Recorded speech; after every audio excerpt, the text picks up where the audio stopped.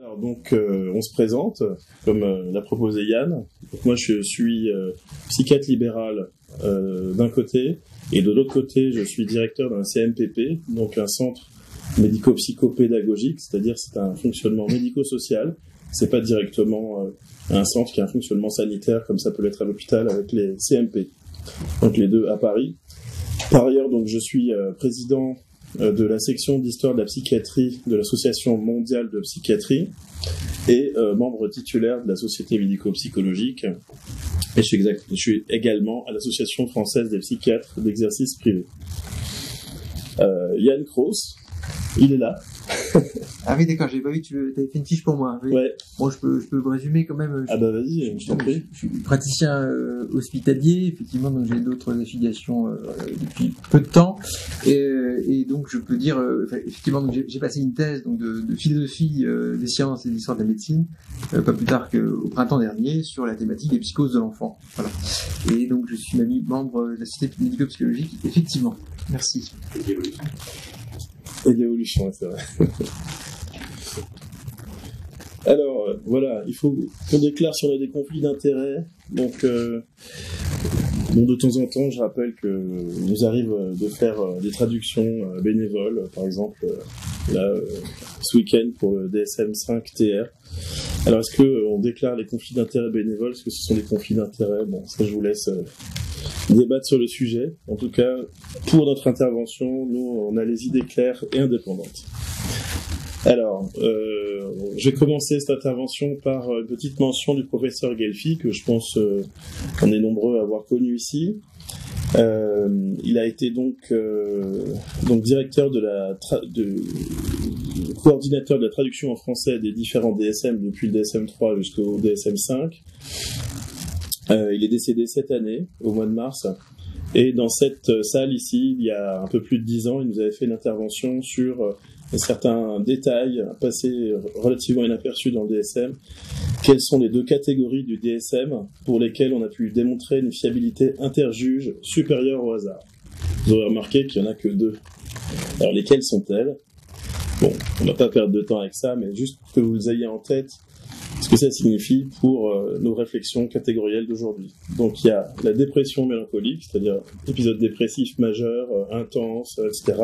Syndrome de Cotard, voilà, je passe les détails. Et il y a aussi la déficience mentale. Toutes les autres catégories, finalement, sont attribuées avec une fréquence qui est celle du hasard. C'est-à-dire qu'on ne peut pas démontrer, même avec le DSM, et l'outil statistique que un diagnostic est établi chez un patient. Alors on va quand même parler de ça aujourd'hui puisque c'est quand même un moteur très important pour la psychiatrie depuis très longtemps. Alors comme vous le savez, la psychiatrie est issue de disciplines philosophiques. Donc là, je vous mets très rapidement le visage de certains précurseurs de l'aliénisme. On va dire qu'à l'époque, c'était plutôt ce qu'on appelait les courants de médecine mentale ou bien de philosophie médicale. Alors je vous invite à lire différents textes, notamment par exemple de Thomas Sydenham, qui ont été très influents pour la suite, ou bien par exemple l'essai des maladies de la tête d'Emmanuel Kant, qui d'une certaine manière parle de psychiatrie. Et bien sûr, là on est avant Pinel, hein. Boissier de Sauvage que vous voyez en bas en rouge. Il a écrit ses textes bien avant que Pinel sorte son premier article. Et puis on a parmi ses différents contributeurs de manière assez étonnante, par exemple Frédéric Schiller, qui a écrit l'Ode à la joie, qu'on connaît plutôt comme poète ou comme dramaturge, mais qui de formation était médecin, en particulier aliéniste, et qui a fait une thèse sur l'articulation, le questionnement plutôt entre soma et psyché. Donc, quand on étudie l'histoire de la psychiatrie, on se retrouve aussi avant Pinel. Il ne faut pas se cantonner seulement à la tradition française. En tout cas, on va démarrer, non pas par Pinel, parce que c'est ce qu'on fait habituellement dans tous les séminaires, mais nous, on aime bien partir de la clinique de l'enfant, donc c'est ce qu'on va faire aujourd'hui. Hein, je vais rappeler juste très rapidement donc l'épopée autour de Victor de l'Aveyron, qui a été vécue par son médecin, qui était en réalité un chirurgien, qui s'appelait Jean-Marc Gaspard Itard. C'est-à-dire c'est l'histoire de l'enfant sauvage, un enfant qui parlait très peu, même en fait un enfant qui n'a jamais réellement parlé de sa vie, mais qui a été l'objet d'une attention très particulière par les scientifiques de l'époque. On a essayé d'élucider son histoire, c'est-à-dire est-ce que cet enfant qui ne parlait pas avait une nature humaine ou pas, est-ce que c'était de la médecine, est-ce qu'on pouvait le soigner, est-ce qu'on pouvait l'éduquer. En tout cas, toute cette histoire-là a été extrêmement fructueuse pour le développement de l'aliénisme, puis de la psychiatrie de l'enfant. Alors, dans les années 1809, à l'époque où Pinel écrit ses deux premiers manuels, enfin ses deux premières éditions du traité médico-philosophique sur l'aliénation mentale, en Angleterre, on a un Écossais qui s'appelle John Haslam, qui écrit des premières observations psychiatriques, pédopsychiatriques, dès 1809. On a donc une description très clinique qui est assez peu systématisée à l'époque. Bien évidemment, on n'a pas encore eu des conférences de consensus où on stabilise un vocabulaire technique pour une spécialité qui est en train de naître, mais qui n'a pas encore acquis ses lettres de noblesse. D'ailleurs, John Haslam va être impliqué dans une histoire de violence sur les patients. Donc, je vous passe les détails, mais il y a beaucoup de littérature, notamment en français, à lire sur ce sujet. Je vous invite à vous y référer. Alors, le voici Pinel. Donc, en 1809, il propose de classifier l'aliénation mentale non pas en une seule catégorie qui remplacerait le mot de folie, mais il va classer selon 4 espèces différentes, donc notamment l'idiotisme et la démence, qui vont d'une certaine manière évoluer chacune en troubles, pathologies de l'enfant et de l'adolescent. Donc, on va dire l'autisme en est l'un des héritiers avec la déficience, et la démence. On a bien sûr la démence de type involutive, mais à partir de ce concept de démence, on a ensuite développé ce que je vais vous détailler un petit peu rapidement quand même, mais un petit peu, tout ce qu'on a appelé les démences précoces. Son élève, donc Esquirol, va appliquer une grille épidémiologique aux observations des malades de Pinel, dont il a pu hériter. Ils ont travaillé ensemble, notamment à Bicêtre ou à Charenton. Alors, il nous propose, Esquirol, une répartition de certains malades en fonction de l'âge. Donc, pour lui, il est possible d'avoir des malades déments dont l'âge serait inférieur à 15 ans. Alors, il n'en dit pas plus, mais dans un premier temps, il va développer surtout les catégories d'imbécilité et d'idiotie pour les enfants. La réflexion, c'était que à l'époque, un enfant ne pouvait pas être délirant comme un adulte peut l'être. C'est-à-dire que le manque de maîtrise du langage ne pouvait pas permettre à un enfant d'être atteint d'une pathologie délirante. Bon, c'est quelque chose qui sera remis en question. Les idées des cliniciens ultérieurs auront quand même une influence sur tout cela. On ne va pas reprendre mot à mot tout ce que Pinel et Esquirol ont proposé à l'époque. Et puis, on va avoir, à partir de différentes écoles, notamment en France, en Autriche et en Allemagne, on va développer de nouvelles idées et de nouvelles entités cliniques. Donc, on a intitulé cette intervention des psychoses au spectre. Donc, quand est-ce que la psychose apparaît ? Donc, en 1841, sous la plume de Carl Friedrich Cannstatt. Yann a beaucoup travaillé cette question-là. Il m'a appris, on va dire, tous les détails de cette problématique. On a beaucoup étudié de très près ce que disait Cannstatt. Je pense qu'il y a quelque chose qui s'est joué à ce moment-là. C'est un clinicien très talentueux qui notamment avait vécu à Paris, avait vécu des épidémies de choléra, et il a eu une intuition comme ça que la fonction assimilatrice au sein de la personnalité avait une influence sur tout l'individu. C'est-à-dire que la psychose serait une pathologie mentale qui n'aurait pas de substratum organique. Alors c'est assez intéressant, il parle de prédisposition héréditaire. Pour lui, il y a plus de psychose chez les femmes que chez les hommes, etc. Il y a beaucoup de points qui seront précisés dans les années suivantes.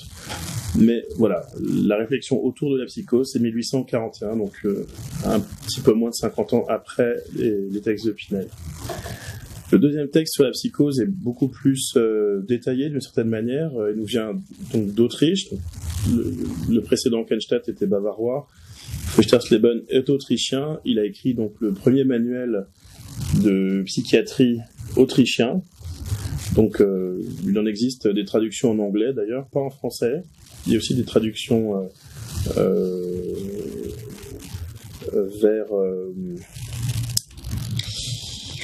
vers d'autres langues. Je ne me rappelle plus lesquelles. Donc, Kenstadt a été traduit en japonais, par exemple. Mais bon.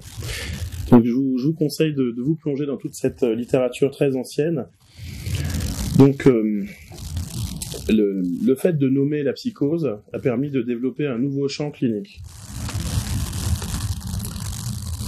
Finalement, c'était une 5e espèce de maladie mentale pour compléter ce que disait Pinel. Là, on est plutôt dans une réflexion autour de l'organisation de la personnalité. Par la suite, en France, la réflexion autour de l'éducation des idiots va mener notamment à toute l'œuvre d'Édouard Séguin, qui a travaillé à Bicêtre, notamment avec les enfants idiots, mais il a reçu aussi l'enseignement de Itard, alors qu'il était très âgé et lui très jeune. Et ensuite, Séguin va passer à New York. Il va être chassé de France parce qu'il va être accusé d'exercice illégal de la médecine, puisqu'il était instituteur, et par la suite, à New York, il va devenir médecin, et en tout cas, son traité sur le traitement moral, hygiène et éducation des idiots aura une très grande influence sur tous les courants éducatifs, en tout cas médico-éducatifs, pour, non pas à proprement parler, soigner les enfants, mais les éduquer afin que leur état s'améliore. Ensuite, à partir de 1852, en France, donc Bénédicte Augustin Morel va créer une nouvelle entité qui s'appelle la démence précoce, qui aura donc un destin très important pour la suite de la psychiatrie.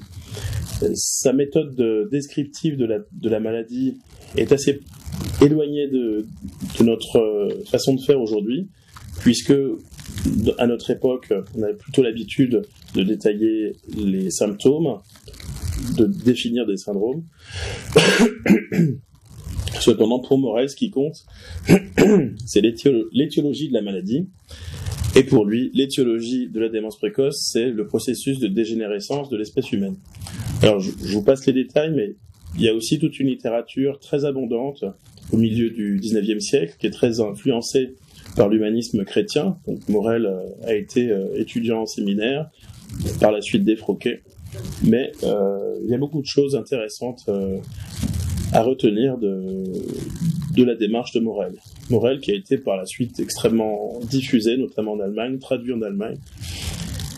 Et c'est d'Allemagne aussi que nous vient le premier manuel de pathologie de l'enfant par Hermann Ebbinghaus et l'année suivante par Jacques-Joseph Moreau de Tours. À cette époque-là, donc, émerge également une psychiatrie de l'adolescent en Prusse autour de Karl Ludwig Kahlbaum, qui va donc, à partir de ses observations d'enfants, d'adolescents plutôt psychotiques, développer les notions de catatonie et d'hébéphrénie.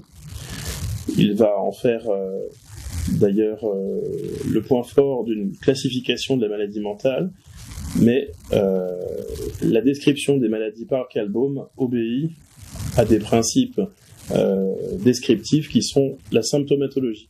Avant Kahlbaum, la symptomatologie n'était pas vraiment la méthode de description des maladies mentales. À partir de Kahlbaum, ce qu'on appelle le courant médico-empiriste, on va avoir une description, je dirais, moderne des pathologies mentales. Bien sûr, ça va avoir des conséquences sur les entités cliniques qui vont être modernisées, par exemple la démence précoce. On va y englober donc la catatonie et l'hébéphrénie. On va la définir comme une psychose et on va abandonner les notions de dégénérescence et de phrénologie, c'est-à-dire que les bosses du crâne, etc., on va considérer que ça devient obsolète. On va également organiser la description des maladies autour d'un cycle évolutif, et en particulier l'évolution commune vers un appauvrissement des facultés mentales. Par la suite, c'est bien sûr Emil Kraepelin qui va développer la notion de démence précoce, avec notamment ces deux collègues que vous avez à l'écran, donc en bas à gauche, Franz Nissl, et avec les lunettes, est-ce que vous l'avez reconnu ?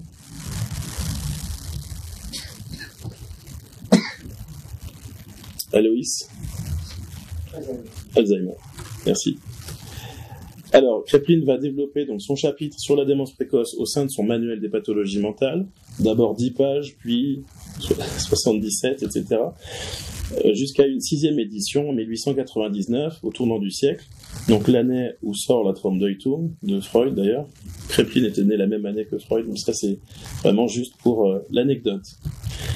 Quel est le principe de la démence précoce ? C'est-à-dire que Kraepelin décrit deux pathologies mentales nouvelles. D'un côté, la folie maniaco-dépressive, et de l'autre, la démence précoce. La démence précoce est définie par des symptômes fondamentaux qui définissent spécifiquement un tableau clinique qui ensuite sera étudié d'un point de vue statistique. À partir de ces symptômes fondamentaux, on a une variété de symptômes accessoires qui vont définir donc un adjectif, par exemple une démence précoce plutôt dépressive, démence précoce plutôt langagière. Mais à partir de ces symptômes fondamentaux, on va faire varier les symptômes accessoires. Donc là, on a le socle d'une maladie avec une variabilité de certains symptômes. C'est ce qu'on appelle donc le concept classique de la démence précoce de Kraepelin, qui va changer de nom. Je vais vous dire comment ça s'appelle aujourd'hui, tout à l'heure. Alors voici les différentes formes de démence précoce. Chacune est définie par un symptôme cardinal. On ne va pas détailler ce tableau un peu compliqué qui correspond à ce schéma, c'est-à-dire le mode de passage d'une forme à l'autre avec des statistiques. Voilà le superbe schéma en palmier inversé que j'adore. On pourra y revenir dans la discussion. On y reviendra dans les années qui viennent si vous voulez. Alors chaque forme d'état de la démence précoce est caractérisée par un symptôme majoritaire. Ça peut être les hallucinations, la stupeur, l'incohérence. Ensuite, on a des formes d'évolution qui sont elles aussi définies par un symptôme majoritaire. Et ensuite, des formes terminales, donc notamment déficitaires, délirantes ou hallucinatoires. Alors, vous voyez qu'on a des formes d'état, des formes d'évolution, des formes terminales, c'est-à-dire ce que j'ai appelé le schéma en entonnoir. Finalement, on converge vers une théorique lésion cérébrale spécifique qui serait présente dans toutes les descriptions cliniques de la démence précoce, qui aurait éventuellement une origine organique. Alors, il faut préciser à l'époque que Jung, lui, il considère que l'origine n'est pas organique, et donc il va se fâcher avec beaucoup de monde. Mais bon, il y aura beaucoup de sujets divers pour lesquels on peut se fâcher avec Jung à l'époque. Mais en tout cas, la lésion cérébrale spécifique unique dans la démence précoce va être postulée, mais jamais démontrée. Alors, à la même époque, apparaît le terme d'auto-érotisme chez un médecin anglais, Henry Havelock Ellis, qui était médecin, psychologue, qui voulait consacrer sa vie non pas à la reine Victoria et à son régime très, je dirais, restrictif en termes de liberté sexuelle, mais au contraire, consacrer toute son œuvre à la sexologie. Alors il va étudier notamment la masturbation, il va étudier le pouvoir érogène des rêves et la difficulté à exprimer en mots ce qu'on ressent au cours du rêve. C'est lui qui va d'ailleurs introduire le terme de narcissisme dans les années 1900. Bien sûr, ce texte va beaucoup intéresser... Comment ? Les deux, cher ami. Et donc, ça va beaucoup intéresser qui ça ? Zygmunt. Il va se dire, tiens. Alors, qui va correspondre avec Havelock Ellis. Il va s'intéresser à ce que signifie cet auto-érotisme, cette manière de réfléchir la pulsion sur le sujet au point d'oublier la relation à l'objet. La satisfaction va éclipser toutes les émotions et toute expression extérieure En tout cas, ça va faire l'objet d'une correspondance avec Jung. Et dans la lettre 24J, Jung s'intéressait donc à la fixité des symptômes, l'investissement des complexes, etc. Jung annonce à Freud que Bleuler, son chef, lui interdit d'utiliser le mot éros à l'intérieur d'auto-érotisme. Et donc c'est ce jour-là, je ne sais plus lequel c'est exactement, je ne sais pas, en avril 1907, où l'auto-érotisme devient l'autisme. Donc pour des raisons religieuses, voilà, pour le puritanisme suisse de l'époque. Le voici, ce Bleuler, qui était un petit peu rigide, un petit peu coincé, on va dire. Il est forcément un peu plus coincé que Jung, parce que lui était plutôt désinhibé, il couchait avec toutes ses patientes, et c'était vraiment pas une référence. Mais bon. Où est-ce qu'on retrouve l'autisme ? L'autisme va devenir un symptôme secondaire de la schizophrénie. La schizophrénie devenant le nouveau nom de la démence précoce. Donc, la démence précoce a eu comme ça une première carrière d'entité clinique, et Bleuler va lui trouver un nouveau nom. Il va lui trouver aussi une nouvelle manière d'interpréter la psychose à travers les travaux de la psychanalyse. Donc l'autisme, le voilà, le symptôme secondaire de démence précoce. Voici l'ouvrage de Bleuler, sorti en 1912, qui a été traduit en français en 1994 et que vous pouvez trouver à la bibliothèque, bien entendu. En 1905, on a des cliniciens allemands et autrichiens qui travaillent sur la démence infantile avec la question suivante: jusqu'où dans l'enfance remonte la démence précoce bien avant la puberté? Ça demeure aujourd'hui une question complètement ouverte. C'est-à-dire que on va essayer d'avoir accès aux enfants qui développeront une démence précoce en étant extrêmement préventifs et en mettant en place des suivis extrêmement réguliers. Alors je vous passe ce schéma, mais qui montre quelle était la hiérarchie des classifications selon Weygand. Ça a été très varié, puisque selon d'autres auteurs, cette classification est inversée. Donc c'est-à-dire, en gros, voilà, de bas en haut, idiot, imbécile, débile, et chez les auteurs français, c'était souvent l'inverse. En tout cas, ce qu'il faut retenir, c'est que l'éducabilité permet de faire accéder certains enfants à des soins. Juste après, on a donc les travaux de Santé de Sanctis en Italie, qui va essayer d'appliquer les principes de la démence précoce à l'enfant, puisque parmi les déments précoces, selon Kraepelin, mais aussi Bertschinger, on a ici une frange d'enfants inférieure à 15 ans, à nouveau, qui présenterait cette même symptomatologie. Alors, de Sanctis, j'ai dit quand même qu'il n'y avait probablement pas la même étiologie, puisqu'à l'époque, on considérait que la démence précoce était la conséquence de la puberté.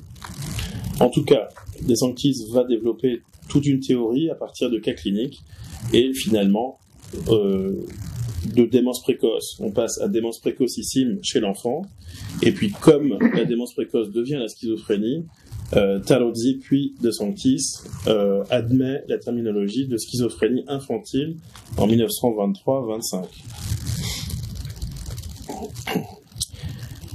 C'est-à-dire que, comme l'autisme est un symptôme de schizophrénie, il faut étudier l'autisme chez l'enfant. C'est ce qui va être fait notamment à Vienne, avec Theodor Heller et Erwin Lazar, c'est-à-dire développer un service de pédagogie curative, développer des soins d'observation sur les enfants pendant plusieurs mois, pour essayer de comprendre comment s'organisent et évoluent les symptômes. Ensuite, Yann a trouvé un truc sensationnel, c'est que un des premiers textes mettant en scène le terme d'autisme dans les descriptions cliniques qui a été publié serait l'œuvre d'un Français qui s'appelle Waldemar Jost. Voilà, donc un texte de 1927 où on décrit un Alsacien, on essaie d'utiliser ce terme d'autisme pour décrire le fonctionnement clinique des enfants. Un texte qui a intéressé pas que les Alsaciens, puisque dans cette maison, ici, donc Henri-Claude, Georges Hier et Jacques Lacan vont publier en 1933 un article sur un cas de démence précocissime qui cite Waldemar Jost.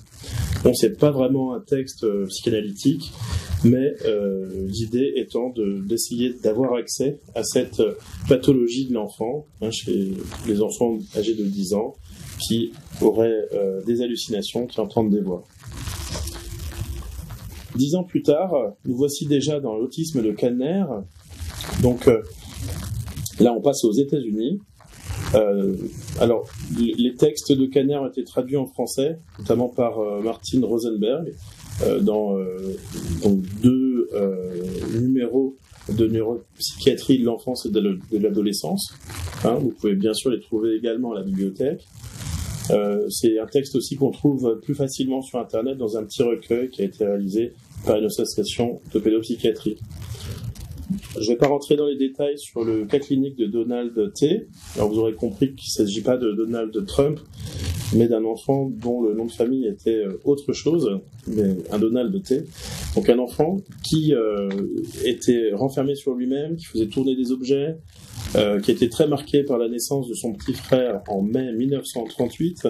Et à ce moment-là, qu'est-ce qui se passe ? Ses parents, qui étaient d'un côté avocats, et la mère était diplômée d'université, c'était un point de vigilance, on va dire, à l'époque.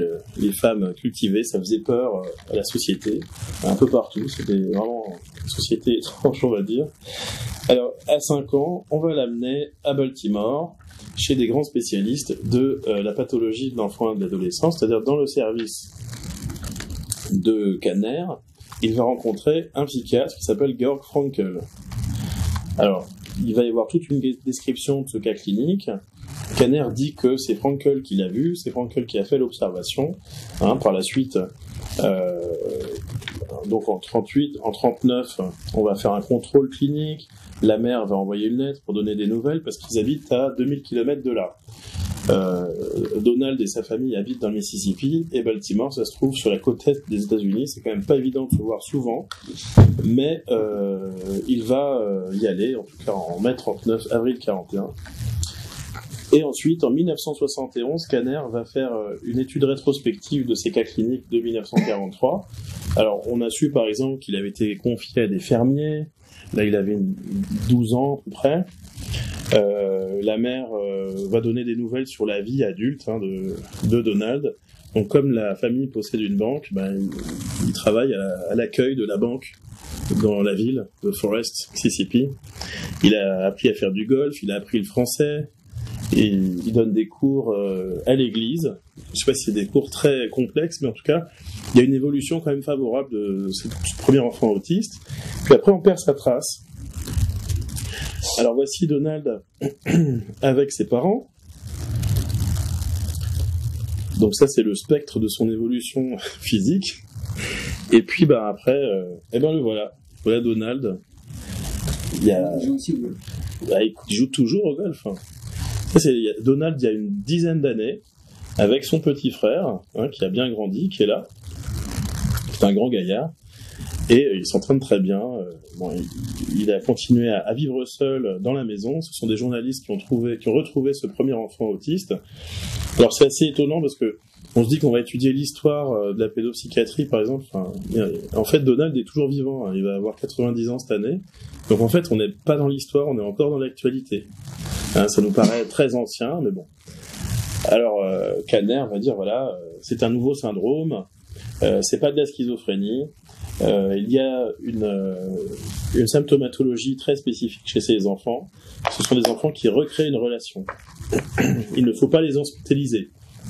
Si on les hospitalise, les enfants arrêtent de se battre pour l'immuabilité, ils se battent pour que rien ne change autour d'eux. Et si on les hospitalise, ils perdent de l'intérêt pour les objets. Il faut que leur intérêt pour les choses qui paraissent étranges aux autres soit favorisé. Il faut qu'ils soient dans un environnement au contact des autres, qu'ils aient la possibilité de recréer ces améliorations. Alors Kanner nous met en garde, sur le fait que ça ne sert à rien de faire des critères diagnostiques de plus en plus compliqués, ça n'améliore pas le destin de ces enfants. Alors, à l'époque, bien évidemment, on va avoir la publication en 1944 de l'article de Hans Asperger, donc la psychopathie autistique dans l'enfance. Alors, il s'agit évidemment de la même année, mais il ne s'agit pas du tout du même contexte, puisque d'un côté, on a deux Autrichiens, hein, d'accord, mais il y en a un qui est aux États-Unis et il y en a un autre qui est en Autriche, c'est-à-dire en Allemagne nazie. Donc c'est pas le même contexte, les deux pays sont en guerre, ne communiquent pas. Par contre, il y a de nombreux psychiatres qui ont remarqué qu'il y avait quand même une proximité d'approche entre ces deux cliniciens qui ne se connaissaient pas. Alors on va parler un petit peu d'Asperger. Il y a une traduction que vous pouvez trouver à la bibliothèque, qui date de 1998, qui a été réalisée à l'instigation de Jacques Constant, que nous avons reçu ici cet hiver. Alors, c'est une traduction qui a été faite avec les moyens du bord et qui manque de travail historiographique, mais à l'époque, c'était très difficile d'avoir accès aux sources concernant en tout cas ce monsieur Hans Asperger. Alors, il y a tout un tas de références des psychiatres de l'époque, allemands, autrichiens, c'est-à-dire que l'Allemagne est déjà depuis une dizaine d'années dans le régime nazi, et donc il va évoquer une symptomatologie très rarement décrite jusqu'à maintenant, c'est-à-dire il y aurait une nouvelle entité, la psychopathie autistique, où la pathologie réside dans la perturbation des relations vivantes avec l'environnement, c'est-à-dire un trouble de la relation, une disharmonie de la personnalité. Alors c'est tout un vocabulaire, bien sûr, qu'on va retrouver ailleurs. Hein. Donc, un des points intrigants pour Asperger, c'est la créativité et parfois la maturité dont ils peuvent faire preuve dans le langage et donc leur manière de s'intégrer finalement à leur façon à la société. Cela dit, pour Asperger, l'autisme est héréditaire. C'est quelque chose qui serait spécifiquement masculin. Bon, c'est assez contestable quand même quand on regarde de près ce qu'il a écrit sur le sujet. En tout cas, cette hypertrophie intellectuelle va beaucoup intéresser Asperger à l'époque. Donc, cette nouvelle entité clinique peut être utile à la science, utile à la société. Et donc, ces psychopathes autistiques ont été décrits à une époque qui était le contexte du nazisme autrichien. Donc, il y a notamment deux historiens qui ont relu toute l'affaire Asperger au regard de sources qui n'avaient pas été prises en compte jusqu'à maintenant. Donc, Asperger a été impliqué dans l'élimination d'enfants handicapés. Alors, Asperger insiste sur l'exception cognitive de certains enfants. Moi, je voulais peut-être vous simplifier les choses comme ça. Quand je suis au CMPP, dans ma salle d'attente, il y a des enfants qui ont, je dirais, toute expression variée des phénomènes psychiques. C'est-à-dire qu'il y a des enfants qui ont une pathologie sévère, mais qui ont, sur le plan cognitif, des capacités effectivement intègres, d'autres qui ont, voilà, qui ont le problème dans l'autre sens, je dirais. Mais en tout cas, chez Asperger, lui, ce qu'il faisait, c'est que les enfants déficitaires, il les faisait éliminer. Il les faisait éliminer dans, ici, les pavillons du Spiegelgrund, pavillon 15 et 17, qui étaient gérés par ce monsieur Erwin Jekelius, qui était spécialiste et spécialement chargé du programme d'élimination d'enfants. L'élimination qui passait par un empoisonnement au barbiturique, par exemple, des inoculations de bactéries ou la malnutrition. Ça a été longuement détaillé dans l'article de Herwig Scher, dont vous avez les références ici, et le livre d'Edith Schaeffer qui s'appelle « Les enfants d'Asperger », que nous avons présenté ici avec Yann il y a 4 ans. Et voici. Alors, ouais.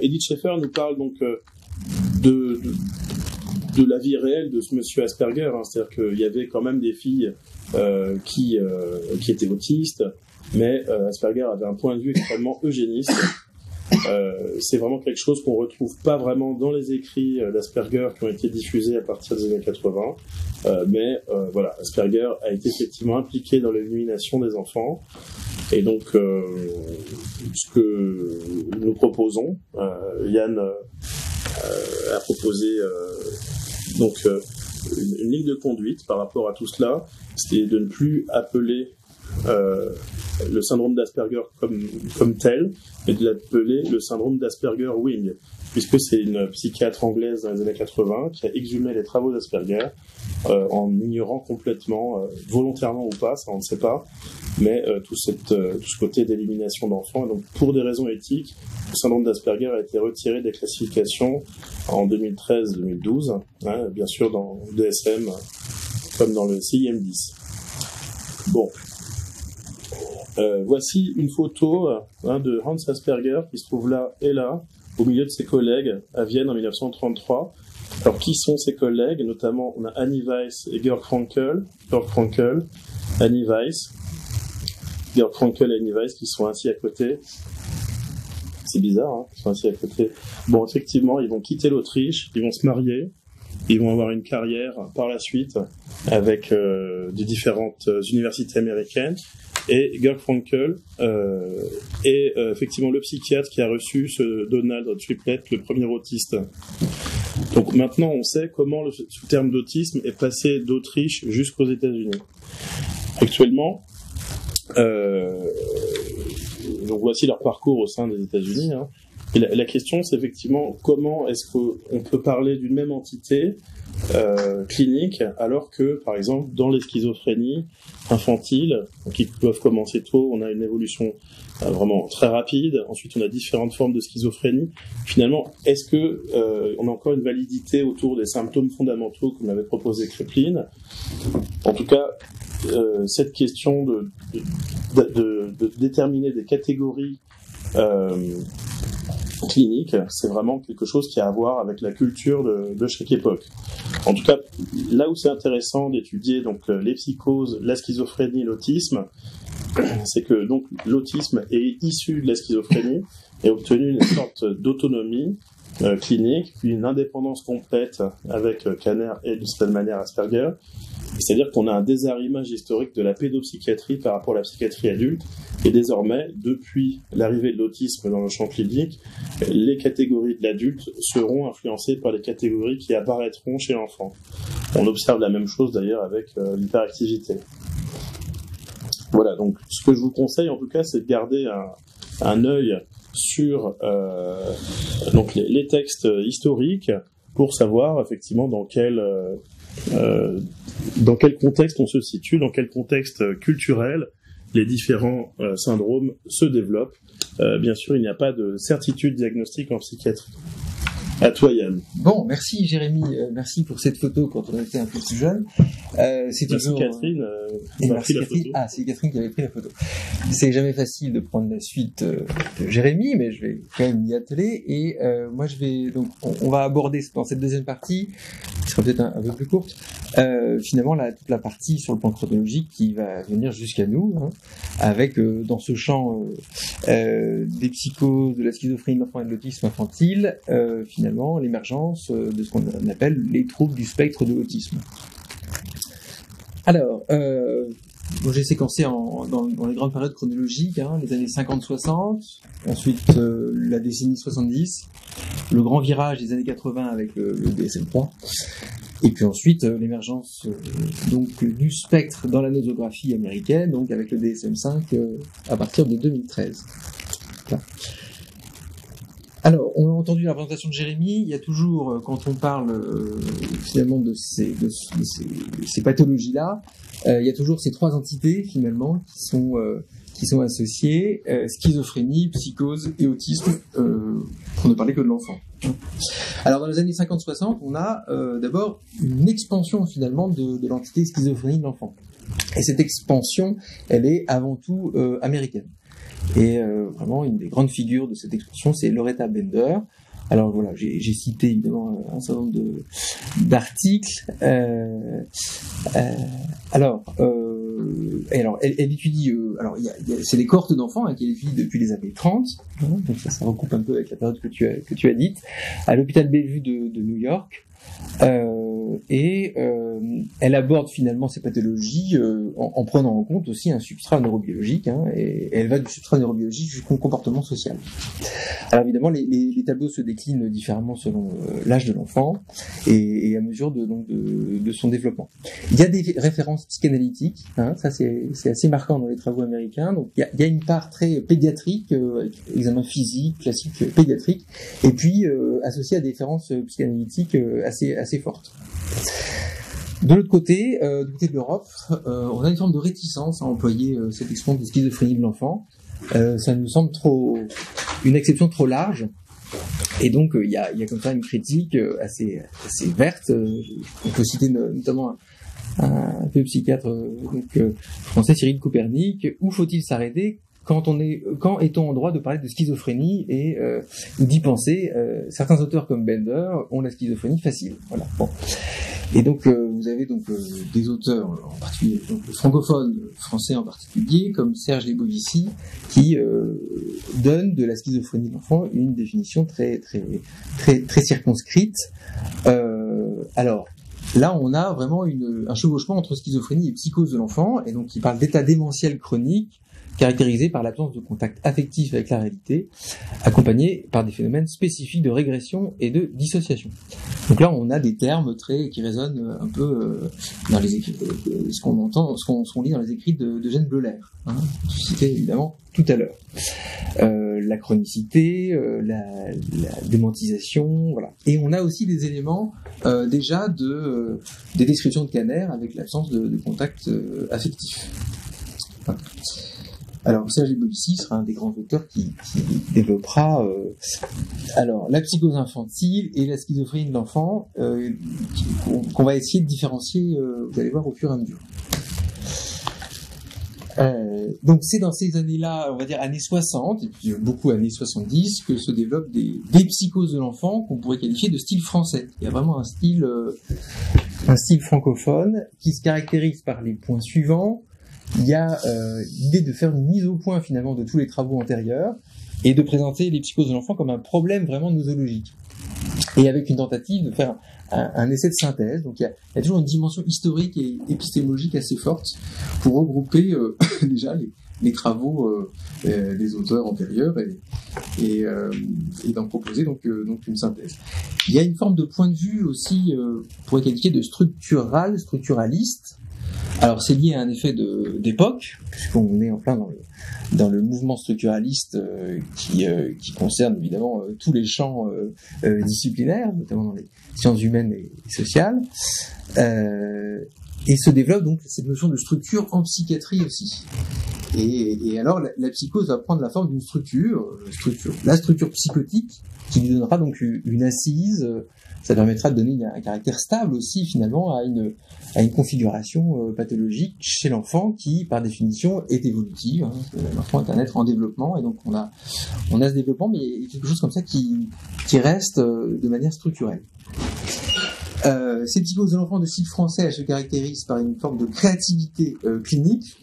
Et là, on peut donner de grands exemples.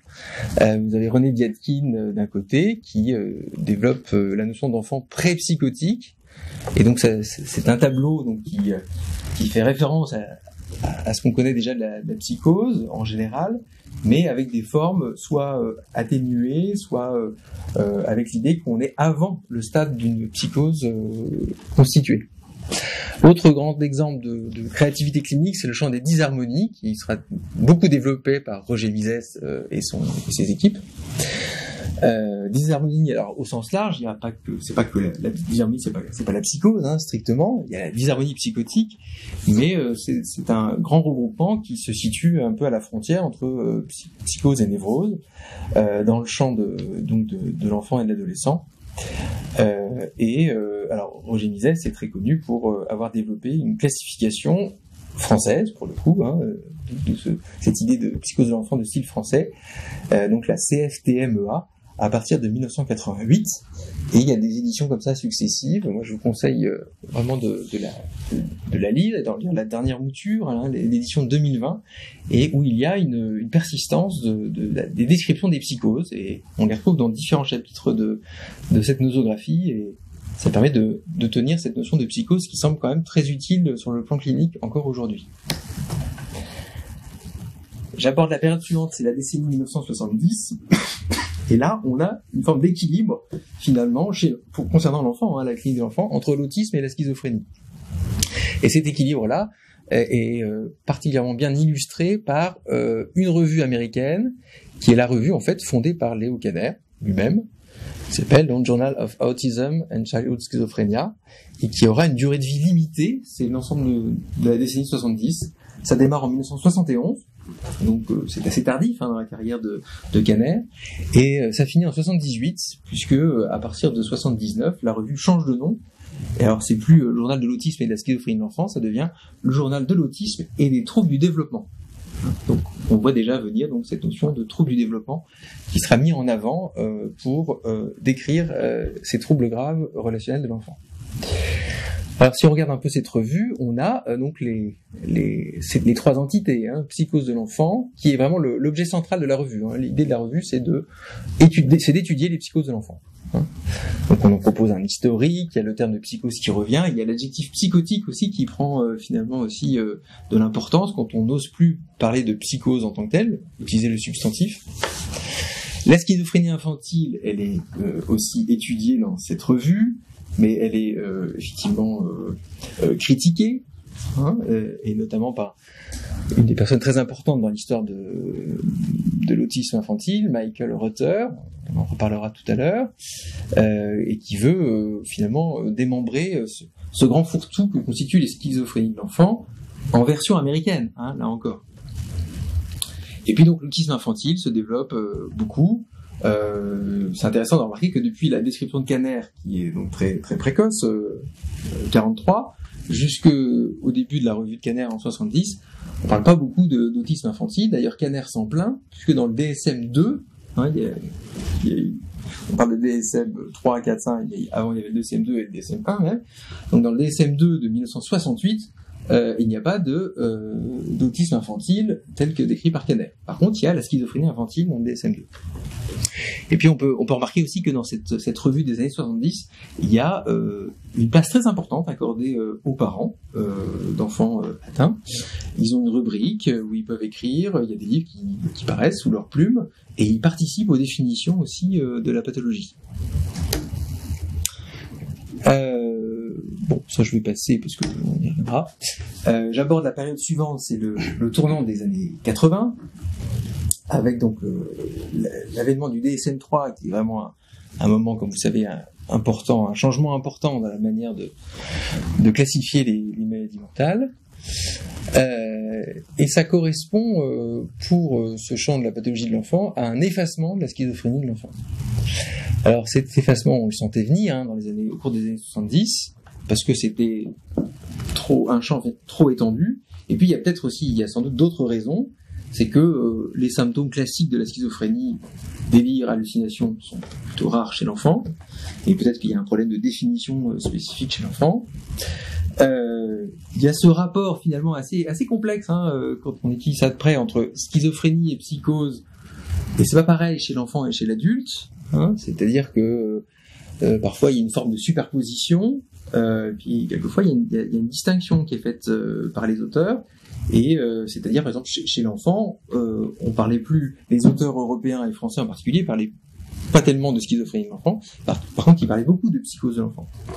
À l'inverse, chez l'adulte, on peut dire que toute schizophrénie de l'adulte est une psychose de l'adulte. Donc c'est des rapports assez compliqués. Alors il y a un effacement de la schizophrénie de l'enfant, et puis en même temps, dès les années 80 et jusqu'à aujourd'hui, il y a aussi des résurgences périodiques. On en reparle de temps en temps, il y a des auteurs qui ressortent cette notion de schizophrénie de l'enfant. Donc elle a une place quand même épistémologique importante pour penser la pathologie relationnelle grave de l'enfant.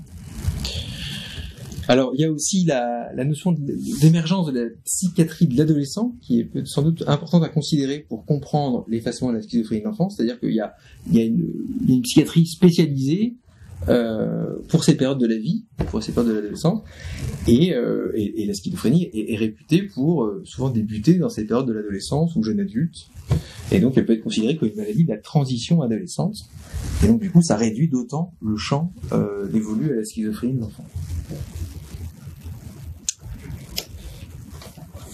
J'arrive donc, à partir de ces années 80, avec le DSM-3, à la notion de trouble du développement, qui va être vraiment mis en avant dans tous les DSM successifs, 3 révisés, 4 révisés, donc on en arrive jusqu'aux années 2000.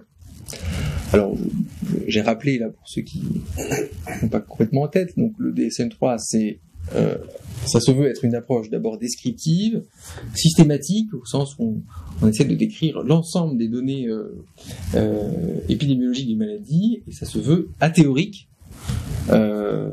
c'est-à-dire sans psychopathologie, sans référence théorique, en tout cas avancée. Et évidemment, ce terme-là sera très critiqué, notamment par les auteurs français que j'ai cités tout à l'heure.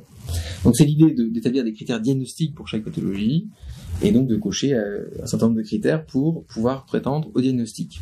Donc il y a une organisation hiérarchique des classes diagnostiques, et donc à partir de là, on peut faire des arbres diagnostiques.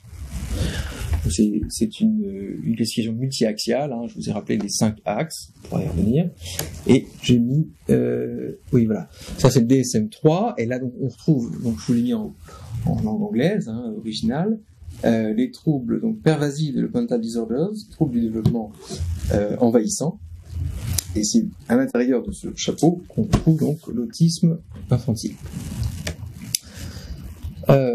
Donc ce sont ces troubles du développement envahissant, ce sont des troubles avant tout qualitatifs, ce sont des distorsions dans le développement qui concernent certaines fonctions psychologiques basiques du développement, peut-être en tout dans l'attention, la perception, le rapport à la réalité, etc.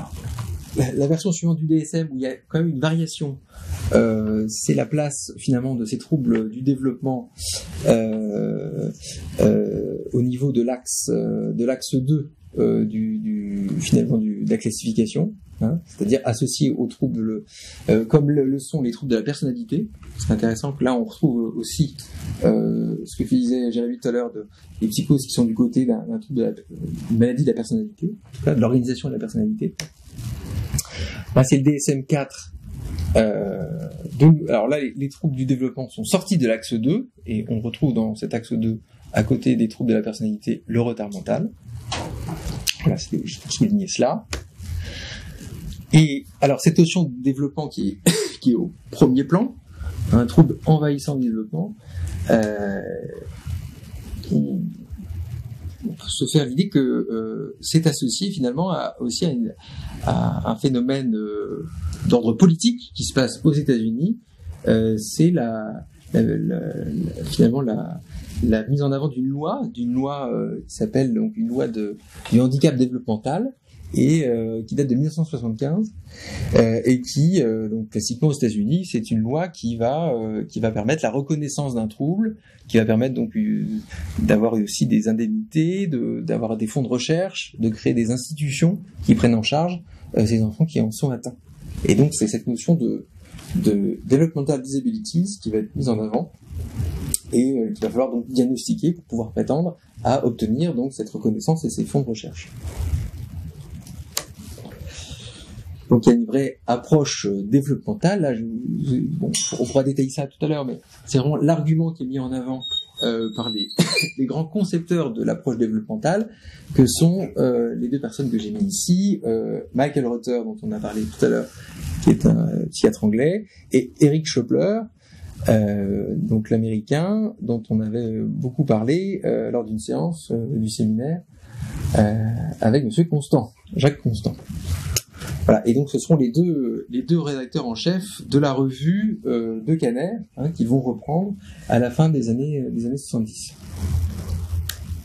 Alors, il y a une autre période qui s'ouvre après cette période des troubles du développement, des troubles envahissants du développement, c'est ce qu'on peut appeler l'émergence des spectres. cette notion de spectre qui est introduite dans les nosographies à partir du DSM-5, donc qui paraît en 2013. Et c'est intéressant de voir que cette introduction de cette notion de spectre, elle intervient pour 2 pathologies uniquement. Là aussi, il y a 2 choses uniquement. C'est l'autisme d'un côté et la schizophrénie de l'autre. Alors, quand on connaît évidemment leur lien d'origine, sur le plan historiographique, c'est assez troublant de voir cette concomitance.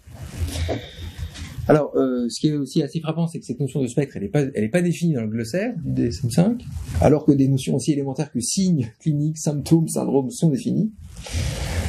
On retrouve quelques éléments dans un ouvrage qui s'appelle L'évolution conceptuelle du DSM-5, qui n'a pas été traduit d'ailleurs, qui date de 2011.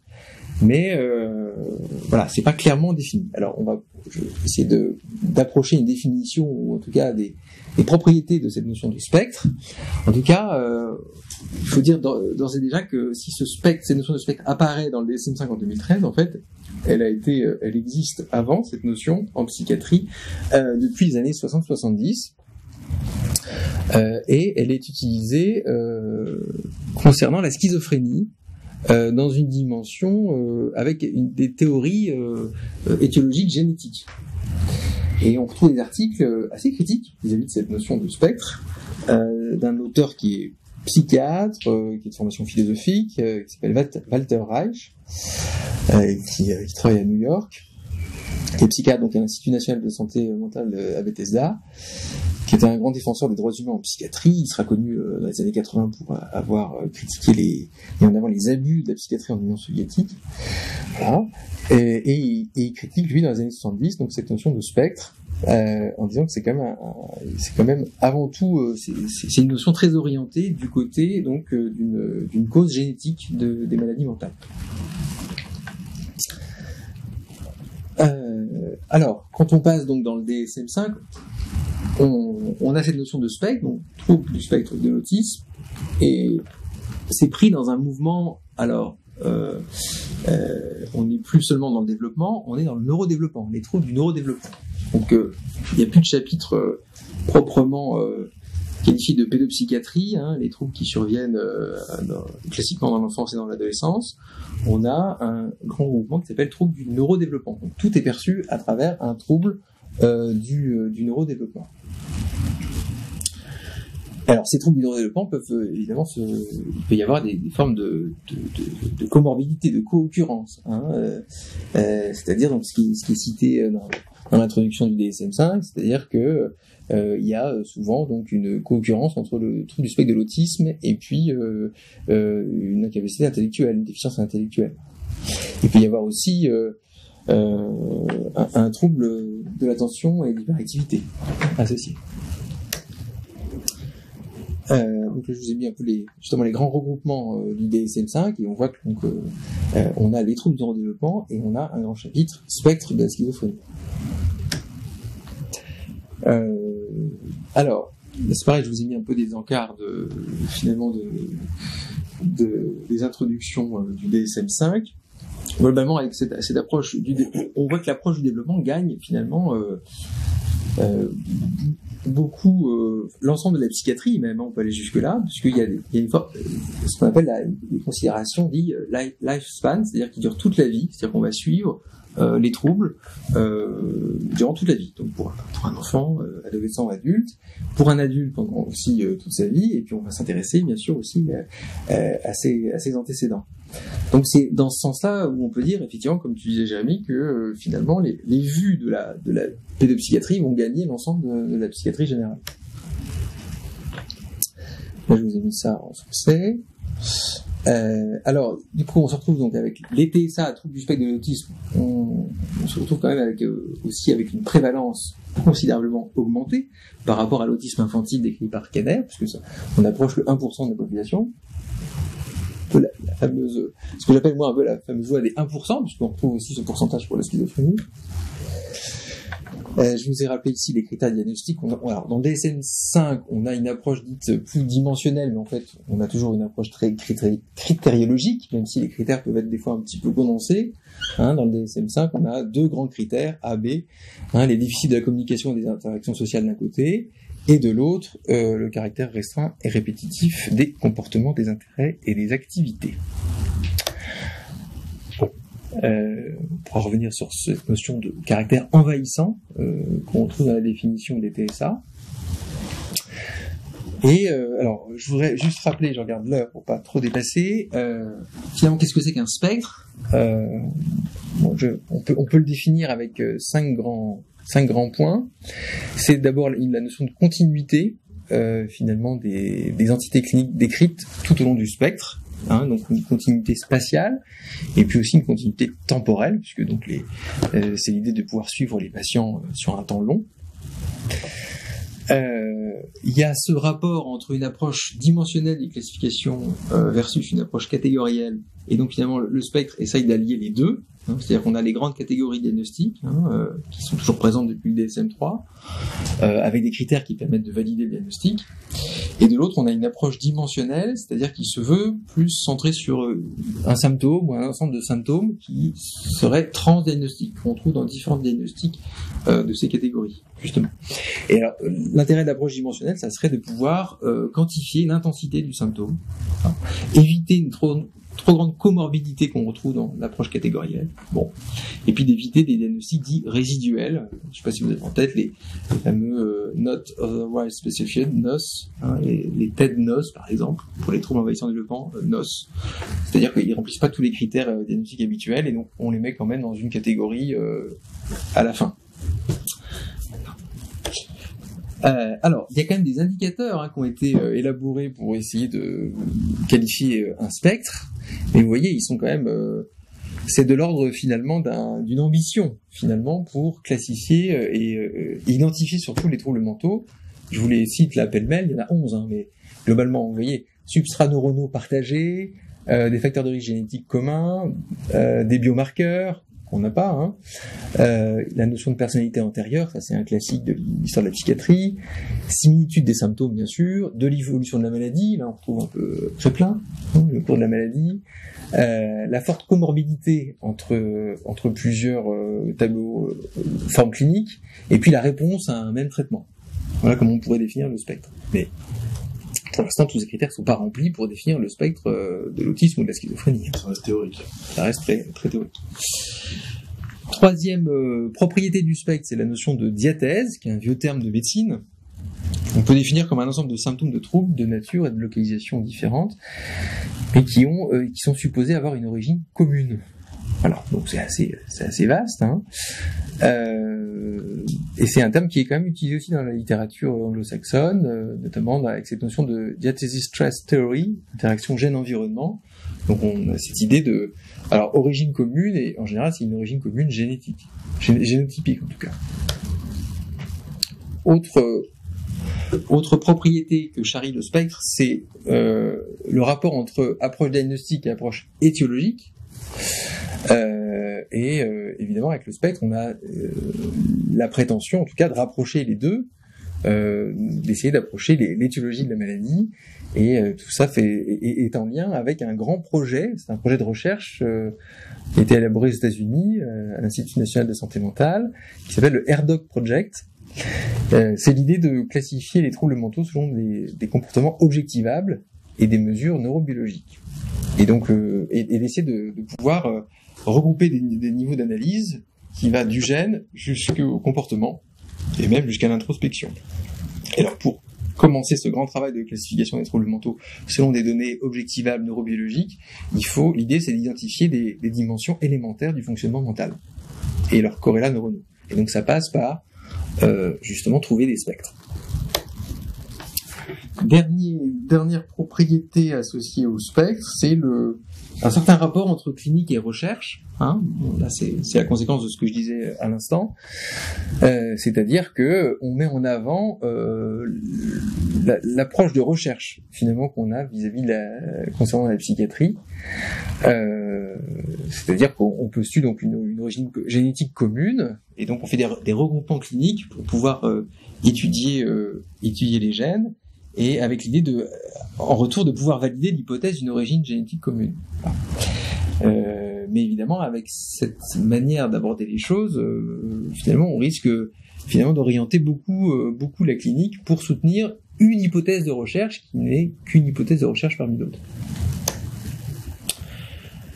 Alors, donc une des conséquences de tout ça concernant l'autisme de l'enfant et les pathologies relationnelles graves de l'enfant, c'est l'extension du domaine pathologique. Quand on introduit cette notion de spectre de l'autisme, il y a une extension du domaine pathologique. Hein, je parlais de la prévalence qui est très augmentée. Il y a une forme finalement d'invasion aussi du domaine pathologique, c'est-à-dire que toute forme de pathologie, de trouble est réduite finalement à l'autisme. Hein, on appelait ça avec une formule un peu pompeuse latine avec Jérémy, reductio ad autismus, smum, pardon, pour bien accorder. C'est-à-dire, que reste-t-il de ce qui n'est pas autistique dans la pathologie relationnelle grave de l'enfant? Et puis, troisième conséquence, c'est l'extension vers l'adulte, c'est-à-dire que, puisqu'on peut donc suivre sur l'ensemble de la vie, hein, lifespan approche, finalement, donc on va avoir des diagnostics qu'on porte habituellement chez l'enfant et l'adolescent, qu'on va retrouver chez l'adulte. Alors, soit parce que les patients ont grandi, sont devenus adultes, soit dès le départ, ils sont diagnostiqués alors qu'ils viennent aux consultations, ils sont vus par des psychiatres adultes qui vont faire des diagnostics, finalement, avec des diagnostics classiquement de pédopsychiatrie. Donc, quelque chose de très rétrospectif. Alors, soit rétrospectif, mais oui, alors, soit rétrospectif en se disant que la pathologie est là depuis l'enfance, soit pas forcément rétrospectif, c'est une pathologie qui s'exprime adulte, mais qui a une définition qu'on retrouve d'abord chez l'enfant. Et pas pour le patient lui-même, hein, de manière théorique. Donc il y a une forme de torsion de la clinique à des fins de recherche, hein, on peut en tout cas se poser cette question-là, et d'ailleurs Walter Reich, dont je vous parlais tout à l'heure, prévenait, je peux le citer, ni les grandes lignes, ni les détails du concept de spectre génétique ne sont totalement établis et requièrent des études supplémentaires, et il disait, il sera nécessaire, même lorsque s'accumuleront des preuves justifiant le concept de spectre, d'exercer une attention particulière dans l'identification des limites de l'influence que le spectre en recherche peut avoir sur la pratique diagnostique. Et donc, on a l'impression que là, effectivement, l'influence de la recherche a été considérable sur les pratiques diagnostiques. Et d'ailleurs, il y a des critiques très importantes qui sont émises aujourd'hui dans les grandes revues américaines par des grands auteurs qui sont des grands chercheurs du côté de l'autisme infantile. Conclusion. Donc, je trouve l'idée, je pense avec Jérémy, c'était d'essayer de faire entrevoir que il y a une historiographie de ce champ-là, de la pathologie de l'enfant, l'adolescent et même de l'adulte, qui est encore en cours. Il y a des choses qu'on découvre encore. Hein. Le livre d'Edith Schaeffer et Schwerk, ces travaux sont assez récents, c'est les années 2000-2010, et il y a encore des choses qui sont découvertes. Donc, c'est l'idée que finalement l'histoire de la psychiatrie, c'est une partie intégrante de la psychiatrie elle-même. En tout cas, il y a vraiment un intérêt de l'épistémologie historique pour penser et contribuer même à la clinique aujourd'hui, puisqu'on utilise dans le quotidien, on est amené à utiliser cette notion de spectre pour l'autisme et pour la schizophrénie aussi. Et donc finalement, moi j'ai mis en avant deux notions, peut-être à travers tout ça. Il y a une forme de ce qu'on pourrait appeler de développementalisme, c'est-à-dire une manière d'approcher la maladie mentale à travers uniquement le développement. Donc ça se développe beaucoup, c'est le cas de le dire, en pédopsychiatrie. Alors, ça se comprend assez bien, puisque l'enfant est un être en développement, alors peut-être pas que, mais on peut beaucoup le voir à travers ce prisme-là, mais cette influence-là gagne l'ensemble de la psychiatrie générale.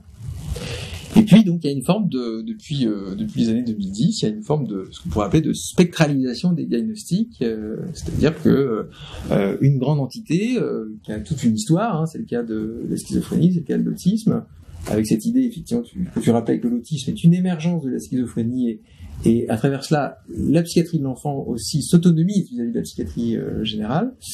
Alors, quand on applique cette notion de spectre, ça a des conséquences très pratiques sur la manière d'approcher la clinique, sur les hypothèses qu'on peut avoir sur l'origine des troubles. Et donc c'est important, à mon avis, de l'étudier pour savoir un peu ce qu'on fait et ce qu'on emploie comme notion pour qualifier les troubles. On a toujours cette idée, bien sûr avec Jérémy et avec d'autres, que on mobilise des concepts pour décrire la clinique et secondairement pour avoir des approches thérapeutiques adaptées. Je m'arrêterai là. Et tu as fini avec deux images. D'accord. De Redman d'un côté, et puis de Donald T. Qui joue au golf, et de son frère. Voilà. C'est-à-dire l'histoire et la fiction. Merci de votre attention.